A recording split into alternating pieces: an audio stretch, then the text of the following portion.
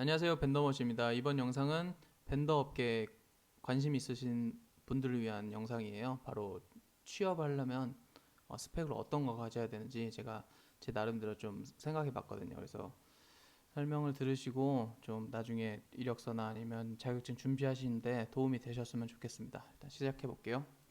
일단 첫 번째로 의리 벤더 취업을 위해서는 스펙이 이렇게 필요한데 이거는 의리 벤더 취업이 아니고 대한민국 1000개 기업의 평균 스펙이에요. 그래서 2019년 거 학점, 2019년 거고 학점, 자격증, 토익 스피킹, 인터뷰 경험, 나이 든 사람도 이렇게 취업을 했네요. 신입사원으로. 근데 이게 지금 실제 벤더에서도 적용되는지에 대한 영상입니다. 일단 첫 번째로 대학교 네임밸류 학점 무조건 중요합니다. 가장 중요해요. 일단은 본인의 어떻게 살았는지 보여주는 거죠. 대학교 입사 전까지는 얘가 중고등학교 때 어떻게 공부를 했는지, 물론 지능에 따라 다르지만 대학교 공부라는 거는 일단은 엉덩이가 무거운 사람이 승리하는 거잖아요. 집중력 있게. 그렇기 때문에 그 사람들의 성실도를 파악하기 위해서 대학교 네임 밸류를 당연히 볼 수밖에 없어요. 그리고 학점은 이거 대학교 들어와서도 그 성실함이 유지됐는지에 대한 것이죠.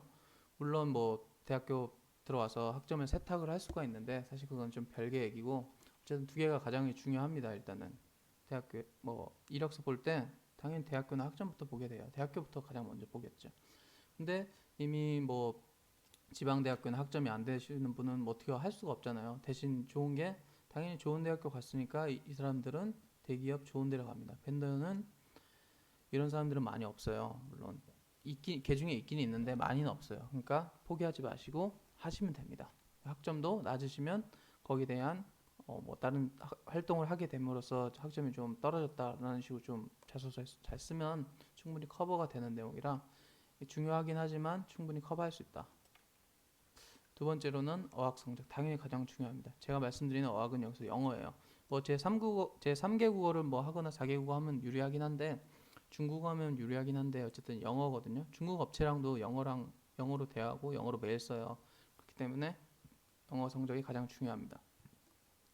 여기 나왔다시피 900은 만들어야 돼요. 적어도 900 언저리나 900 넘으시면 좋습니다. 제가 그 이유를 한번 가져다 볼게요.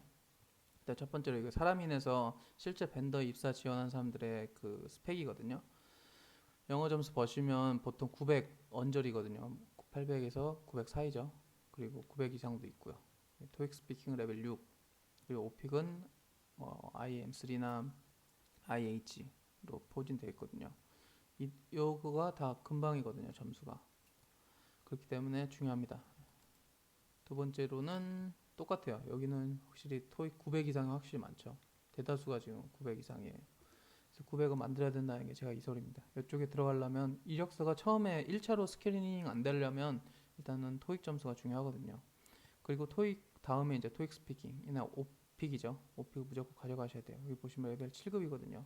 7급이면 아마 160에서 180인가 점수일 거예요. 170인가 180 아마 높은 점수에 200점 만점에. 그런데도 7급을 해야 되니까 열심히 하셔야 됩니다. 다음으로는 여기도 똑같아요. 900점 이상. 그리고 7급. 토익 스피킹 이렇게 콤보로 가져가시거나 토익이나 오픽 이렇게 콤보로 가져가셔야 되죠. 본인이 좀 프리 스피킹에 자신이 있다. 그럼 오픽 쪽으로 포커스를 맞추시는 게 좋고, 좀 정형화된 공부를 하고 싶다. 정형화된 문장을 외우는 게 좋다. 그러면 토익 스피킹 하는 게 좋죠. 보시면 토익 스피킹 8급은 정말 어려워요. 이게 딱딱 형식이 딱 맞고 정확한 답변을 해야 되기 때문에 좀 어려운데, 오픽은 약간 프리토킹 개념이 좀 있어갖고 IL 최고 높은 등급이 8급이랑 동일한데 많이 있죠. 그렇기 때문에 뭐 유학 생활 좀 오래 하신 분들은 이쪽이 좀 유리합니다. 어쨌든 영어 점수가 중요하다.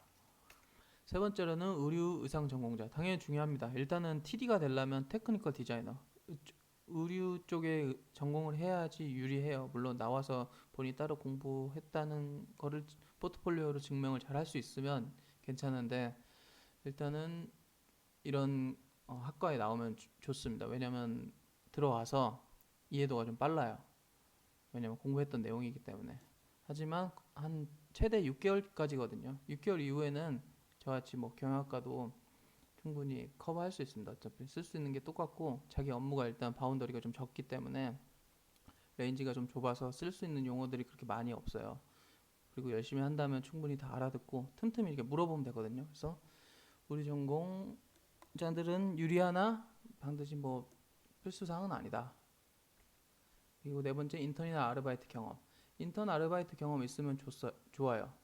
여기서 보시면 그래도 50% 이상이 좋다고 필요하다고 생각을 하잖아요. 근데 저도 인턴이나 아르바이트 생들을 대상으로 뭐 업무를 교육하거나 일을 시켜봤는데 저 자체도 일을 좀 깊게 있는 걸 안 주죠. 간단하게 뭐 패키지나 좀 가져와 이런 걸로만 시키지 안 가르쳐요. 특히 아르바이트한테는 어차피 뭐 한두 달 하고 갈 사람인데 뭐 뭐하러 힘들게 알려주니까 제가 갔다 오는 게 더 빠르지 운동 삼아. 그렇기 때문에 아르바이트는 좀 그렇고 인턴 기회가 있으면 하시는 게 좋은 것 같아요. 어쨌든 50% 확률이면 51%면 괜찮잖아요, 확률상. 그래서 한 3개월에서 6개월 정도 인턴 하시면 어쨌든 회사 분위기나 옷 같은 거나 아니면 실제 서류들이 어떤 게 왔다 갔다 하는지 그런 분위기 파악을 좀 빨리 할 수 있으니까 유리합니다. 하지만 이것도 아주 중요한 내용은 아니다. 다섯 번째로 관련 자격증. 자격증 무역 영어나 뭐 무역관리사 있으면 좋아요. 있으면 좋은데 위에 인턴이랑 똑같이 그냥 좀 빨리 알아들 뿐이지 그렇게 중요한 사항은 아닙니다. 그렇기 때문에 뭐 갖고 있으면 편해요. 자격증이 있다는 것 자체가 어쨌든 좀 공부를 했다는 내용이니까. 하지만 실제 업무에선 중요하지 않다. 그래서 결론은 뭐냐? 바로 영어와 자기소개서가 필요하다는 거죠. 영어는 제가 이렇게 비율을 만들어 봤거든요.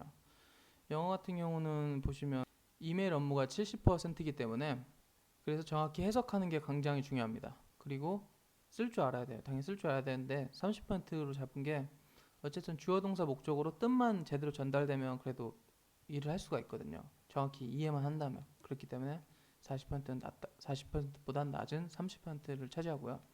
리스닝은 가끔 이제 전화가 올 때 있어요. 바이오한테 다이렉트로 오는 경우는 없는데 이제 중국 업체한테 전화가 오죠. 그럴 때는 정확히 알아들어야 제가 뭐 이메일로도 다시 회신을 줄 거 아니에요. 그렇기 때문에 정확히 알아듣는 능력이 필요한 20%.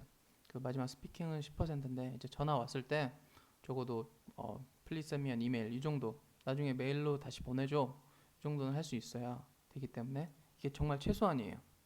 이게 나중에 이게 비율이 커지면 좋겠죠. 이 비율을 그대로 가져가고 이 포션 파이가 더 커지면 확실히 유리합니다. 나중에 바이어 미팅 할 때도 본인이 알아듣고 본인이 자발적으로 얘기를 한다면 좀 미팅을 수월하게 이끌어갈 수 있겠죠. 그리고 뭐 과차장급 올라가면 당연히 훨씬 중요한 부분이고요.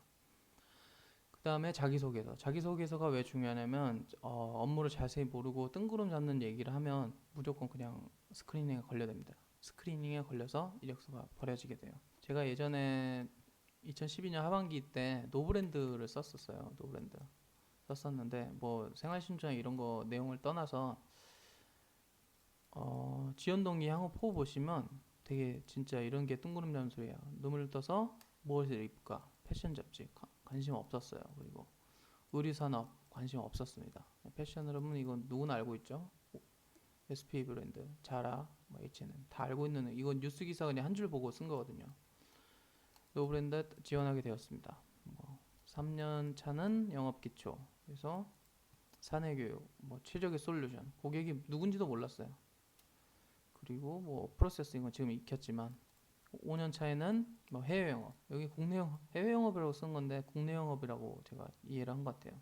영업에 도전해서 뭐 베트남 이런 데 네트워크를 형성하겠다. 고객은 유럽 바이어들만 있는데 여기는 상관없죠. 물론 이 고객이 뭐 원단 업체일 수도 있는데 원단 업체나 공장일 수도 있는데 그런 내용과는 좀 다르죠. 10년 차는 이제 너무 뜬구름 잡는 소리. 이런 식으로 안 쓰려면 뭐 이거 12년에 제가 진짜 못 썼을 때 했으니까 이런 식으로 안 쓰려면 업무를 좀 빨리 파악을 해야 되거든요. 그래서 뭐 블로그나 카페나 이런 걸로 벤더 업무 요새 정말 많아요. 포스트가. 그런 거 보시고 뭐 유튜브도 계속 검색해서 보시고 그런 내용을 이제 자기소개서에 잘 녹아들이게 써야죠. 저처럼 이렇게 헛소리 하면 무조건 안 붙습니다. 당연히 떨어졌죠.